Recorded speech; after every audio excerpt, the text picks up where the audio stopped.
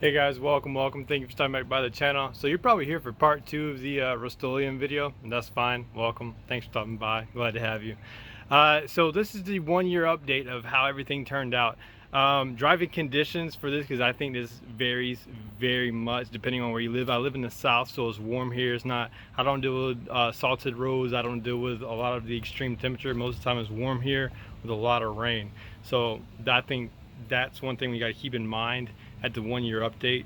So let's go ahead and get right into it. If you find this video helpful or informative, can you at least like the video, leave a comment? I'm trying to pay for college, and I don't think Congress or Biden's going to hand out any more free stimmy checks, and I kind of need that for some kashish. But thank you guys. So I'm gonna start the video off and kind of talk about like how it handled with like impacts.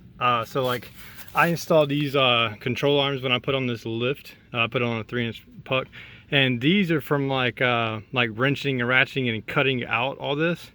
The paint didn't handle very well with very hard dings or a lot of like right here. See this right here? I had to like beat that shit out. If you do control arms, dude, it is a pain in the ass, and the whole axle gets all wonky and stuff. Don't do it. Take it to a mechanic. Trust me. So this is from like taking out the nuts and stuff like that. I'd be careful about painting your bolt or your nut heads, because that can end up in a no bueno. So here's the front end. Yeah, pretty happy with the way it still looks. It looks weathered. You can definitely tell it looks like it's been on the road.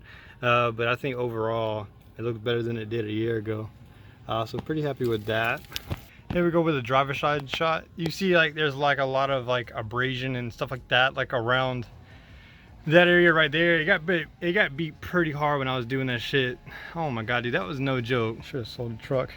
Rest of the frame right here, big dog. Rest of the frame a little later. I think the leaf packs did pretty good for like what it was. Felt like it wasn't like too bad. It stayed up pretty well. She got new meaty boys on her. Ow! Since the last video, pretty sweet. Here's the back axle, and I know, guys, I ripped off the axle tag. I didn't know what that was until the guys in the comments were like, "Dude, you're a fucking dumbass," and I literally told them I'm a dumbass. And then last but not least, the other side. This would be passenger side of the truck. I think it held up pretty well.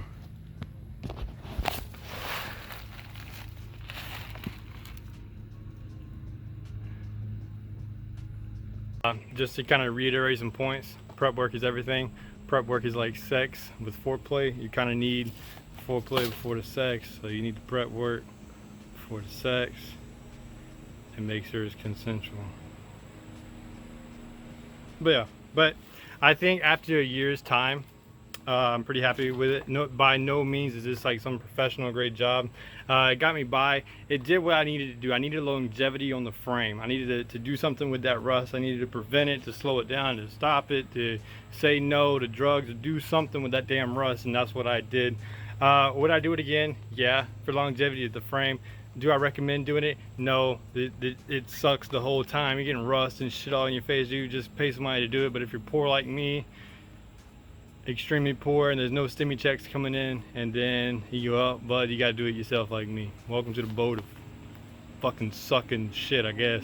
If you do me a favor, if you drove like up north, let me know like how your thing did in the comments. I would like to know, because again, so this wasn't in snow, and I think snow and salted roads definitely would play like a really big part. Would just help keep that stuff in frame, yeah, but I don't know how it would do versus like a better grade, you know what I'm saying, like actually like professionally going and getting the shit done. I imagine theirs would hold up a lot more if you got the bread to go buy that. But I think it turned out pretty well. Alright guys, so I'm gonna go ahead and close out the video with the neighbor. The sound of my neighbors are in the background. I think that's super sweet for an outro of a video. I want to say thank you for watching. I hope you have a great day. If you have any questions, just ask me, bro. I think all in all, like if you do it, I think you got it.